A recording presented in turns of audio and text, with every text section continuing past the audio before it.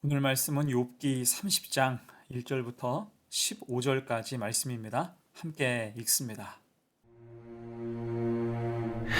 그러나 이제는 나보다 젊은 자들이 나를 비웃는구나. 그들의 아비들은 내가 보기에 내 양떼를 지키는 개 중에도 둘만하지 못한 자들이니라. 그들의 기력이 쇠잔하였으니 그들의 손의 힘이 내게 무슨 소용이 있으랴. 그들은 곧 궁핍과 기근으로 인하여 파리하며 캄캄하고 메마른 땅에서 마른 흙을 씹으며 떨기나무 가운데서 짠 나무를 꺾으며 대사리 뿌리로 먹을 거리를 삼느니라. 무리가 그들에게 소리를 지르므로 도둑같이 사람들 가운데서 쫓겨나서 침침한 골짜기와 흙 구덩이와 바위 굴에서 살며 떨기나무 가운데서 부러지며 가시나무 아래에 모여있느니라. 그들은 본래 미련한 자의 자식이요 이름 없는 자들의 자식으로서 고토에서 쫓겨난 자들이니라. 이제는 그들이 나를 노래로 조롱하며 내가 그들의 놀림거리가 되었으며 그들이 나를 미워하여 멀리하고 서슴지 않고 내 얼굴에 침을 뱉는도다. 이는 하나님이 내 활수위를 늘어지게 하시고 나를 곤고하게 하심으로 무리가 내 앞에서 굴레를 벗었음이니라. 그들이 내 오른쪽에서 일어나 내 발에 덫을 놓으며 나를 대적하여 길을 내었으며 그들이 내 길을 헐고 내 재앙을 재촉하는데도 도울 자가 없구나. 그들은 성을 파괴하고 그 파괴한 가운데로 몰려드는 것 같이 내게로 달려드니 순식간에 공포가 나를 에워싸고 그들이 내 부미를 바람같이 날려버리니 나의 구원은 구름같이 지나가 버렸구나. 조롱과 놀림거리가 될 때라는 제목으로 말씀 증거합니다. 인간은 어느 시대를 막론하고 사람을 구분짓고 나누는 습성이 있습니다. 지연과 학연, 혈연은 절대 끊어지지 않지요. 그뿐만 아니라 현대 사회는 사람을 구분하는 기준을 대부분 사회적인 위치나 경제력, 직업으로 구분하면서 때로는 굽실대고 또 때로는 함부로 대하는 것, 이런 모습들이 많지요. 특히 힘든 사람을 더 힘들게 하는 조리돌림이 일반화되어 있습니다. 이것이 이 사회의 민낯, 메마른 현실이라고 할 수가 있죠. 욥이 살았던 시절도 마찬가지였습니다. 다만 욥은 자신보다 신분이 낮은 사람에게 함부로 대하지 않았어요. 앞서 살펴본 29장에서 욥은 사람 자체의 존귀함을 깨닫고 모든 사람을 존귀하게 여겼음을 알 수가 있습니다. 고아와 과부의 빈궁함을 채워주었고 연약한 자들의 송사를 돌보면서 정의와 공의, 긍휼을 실현함으로 사람들에게 희망과 소망을 주었어요. 하지만 그렇게 선하게 살았는데 지금 욥이 당하고 있는 현실은 전혀 그렇지 않았습니다. 욥에게 고개를 조아리며 도움을 청하던 사람들이 이제 욥이 처한 상황을 보더니 오히려 그를 물어뜯고 있는 거예요. 그래서 오늘 본문은 욥이 그렇게 조롱당하고 있음을 탄식하면서 자기 아픔을 토로하는 장면이에요. 1절로 4절까지 말씀 봅니다. 그러나 이제는 나보다 젊은 자들이 나를 비웃는구나. 그들의 아비들은 내가 보기에 내 양떼를 지키는 개 중에도 둘만하지 못한 자들이니라. 그들의 기력이 쇠잔하였으니 그들의 손의 힘이 내게 무슨 소용이 있으랴. 그들은 곧 궁핍과 기근으로 인하여 파리하며 캄캄하고 메마른 땅에서 마른 흙을 씹으며 떨기나무 가운데에서 짠 나무를 꺾으며 대사리 뿌리로 먹을 거리를 삼느니라. 29장에서 욥은 재앙이 임하기 전에 행복했던 때를 회고하며 그때를 소망했습니다. 모든 게 하나님의 섭리 안에 회복되기를 믿고 간구하며 그 아픈 마음, 힘겨운 상황을 다잡고 있었어요. 하지만 이때 정말 참을 수 없는 게 있다면 그것은 사람들의 조롱이었습니다. 특히 아무것도 모르는 어린 자들, 그들의 비웃음이 심각했다라고 지금 토로하고 있죠. 이들은 욥의 양떼를 지키던 개들과 같은 처지인 사람들이었고 척박한 땅에서 욥에게 도움을 청했던 사람들입니다. 이전에는 욥과 비교조차 될 수 없었는데 지금 욥의 처지를 보더니 대놓고 깔깔거리고 머리를 흔들며 비웃고 있다는 거예요. 또한 5절로 7절의 말씀 봅니다. 무리가 그들에게 소리를 지르므로 도둑같이 사람들 가운데에서 쫓겨나서 침침한 골짜기와 흙구덩이와 바위 굴에서 살며 떨기나무 가운데에서 부르짖으며 가시나무 아래에 모여 있느니라. 자, 그들은 머리 둘 것도 없는 사람들이었어요. 욥은 이런 사람들조차 돌보아 주었다는 것입니다. 하지만 이제 그들이 어떻게 합니까? 9절, 10절 말씀. 이제는 그들이 나를 노래로 조롱하며 내가 그들의 놀림거리가 되었으며 그들이 나를 미워하여 멀리하고 서슴지 않게 내 얼굴에 침을 뱉는도다. 배은망덕도 유분수지요. 그들은 과거에 받은 은혜도 다 잊고 전혀 사람의 도리로는 할 수 없는 일들을 욥에게 자행했습니다. 욥은 마음을 다해서 가난하고 연약하고 소외된 자들을 보살피고 돌보았지만 지금 돌아오는 것은 심각한 비웃음과 조롱이었던 거예요. 이 놀림거리가 된 상황이 피눈물이 날 만큼 지금 욥을 힘들게 하고 있다는 것입니다. 자, 그러면 이런 일이 왜 벌어졌을까요?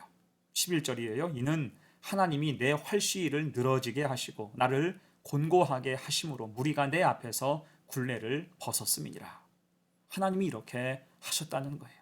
하나님이 허락하신 고난으로 인해서 이런 상황이 모두 초래됐다는 것입니다. 차라리 내 몸만, 내 환경만 치시지 왜 이런 수모를 받게 하냐고 지금 욥은 하나님께 하소연하고 있는 것입니다. 여러분, 사실 육신이 힘든 것은 본인이 견디면 될 문제예요. 회복의 가능성만 있다면 육신의 어려움은 가장 간단한 문제가 됩니다. 하지만 육신의 회복보다 더 힘든 문제는 관계에서 오지요. 사람에게 말로 받고 어떤 물리력으로 받게 되는 2차, 3차 가해가 훨씬 더 아프고 잘 아물지 않습니다. 이것은 우리가 경험으로도 알고 있지요. 사람들의 말이 얼마나 우리를 힘들게 하는지 몰라요.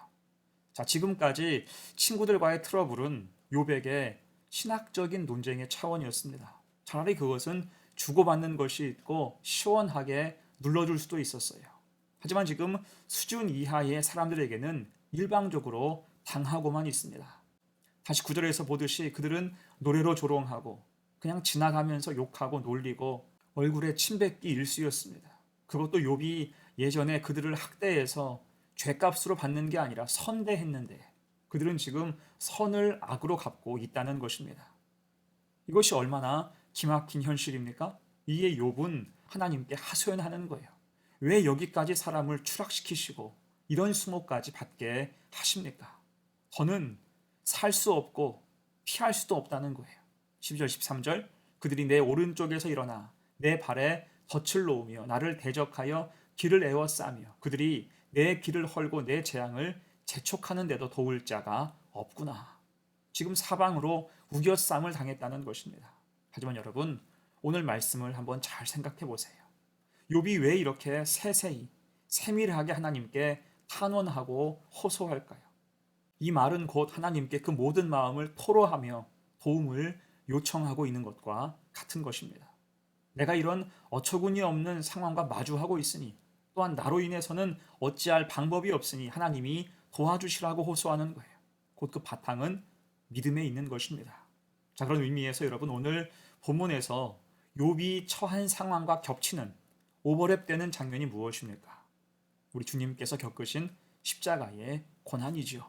예수님도 잡히셨을 때 사람들은 주님의 얼굴에 침을 뱉고 주먹으로 치고 손바닥으로 때리며 선지자 노릇을 해보라고 조롱했습니다.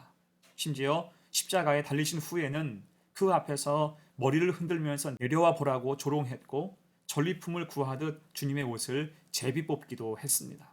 하지만 주님은 그 모진 고난을, 그 수모와 조롱을 모두 참아내셨죠.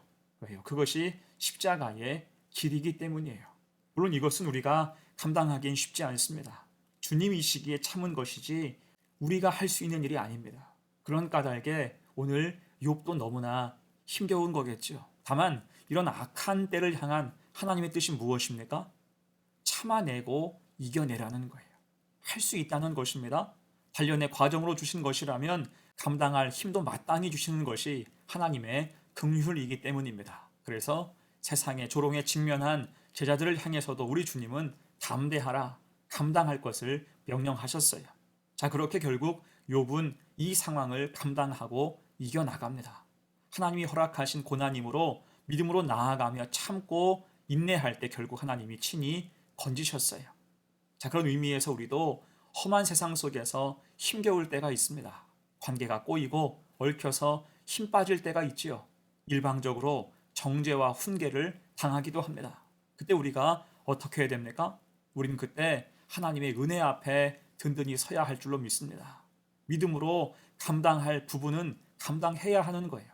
아무리 심각한 문제라도 하나님이 주신 상황이라면 그 상황을 이길 힘도 주시니 믿음으로 나아갈 때 반드시 그 일은 선하게 지나갈 수 있다라는 것입니다. 시간이 걸리고 힘이 들어도 반드시 지나가게 되어 있고 그 후에는 하나님의 은혜였다고 고백하게 되는 순간이 온다는 것입니다.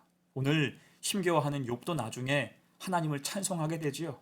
지금 힘든 순간 하나님이 모든 것을 방치하신 것 같았지만 사실은 손을 놓지 않으신 하나님이 그때까지 모든 것을 인도하셨음을 깨달았기 때문입니다. 이제 말씀 마무리하면서 여러분, 그래서 우리 삶의 소망이 어디 있습니까? 오직 하나님께 있어요. 오늘 욥이 가장 잘한 것은 하나님께 모든 것을 토로하고 하소연했다는 것입니다. 그는 가장 힘들고 아프고 괴로운 문제를 오직 하나님 앞에 토로했어요. 그럴 때 감당할 힘도 주셨음을 믿습니다. 이 사실을 기억해서 소망을 오직 하나님께 두기를 축복합니다. 또한 기억할 것은 적어도 성도라면 오늘 욥을 조롱하고 비웃었던 사람들의 천박한 근성은 반드시 버려야 한다는 거예요. 성도의 기본이 무엇입니까? 로마서 12장 15절이에요. 즐거워하는 자들과 함께 즐거워하고 우는 자들과 함께 울라. 아멘. 우리는 축복의 통로가 돼야 됩니다. 축복의 통로는 하나님 마음을 전하는 것을 뜻해요. 그래서 즐거운 자에게는 함께 웃으며 축복하고 연약한 자에게는 함께 울며 격려하고 힘을 줄 수 있어야 하는 것입니다. 그럴 때 우리가 선 그곳에 하나님의 사랑으로 가득해지며 결국 그 열매로 내가 누리고 내가 살 수 있게 된다는 거예요. 이 믿음을 기억해서 힘을 내고 힘을 주며 늘 하나님의 은총 속에 사는 복된 성도들 되시기를 간절히 축원합니다. 아멘. 함께 기도합니다.